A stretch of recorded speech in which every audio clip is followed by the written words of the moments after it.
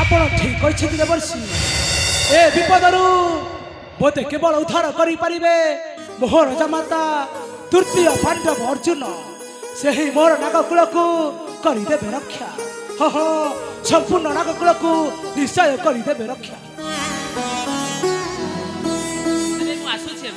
नारायण नारायण श्रीमान नारायण देवर्षि देवर्षि देवर्षि ठीक कहि गली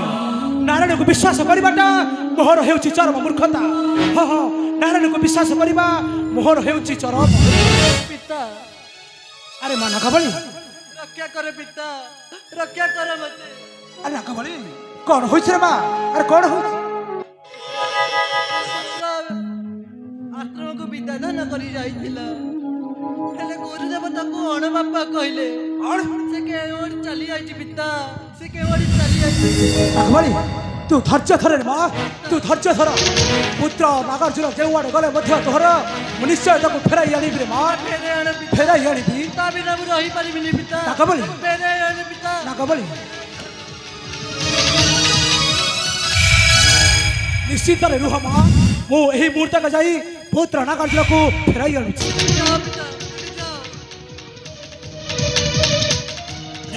रे मूर्ख शंभुका मोहर पुत्र नागार्जुन को ए छो कलंकर द्वाही आदि नागार्जुन मारो आई छी लांछो नाकलह ए छुताको अण बापुआर परिचय एबी तहो ठारू योग्य प्रतिशोधर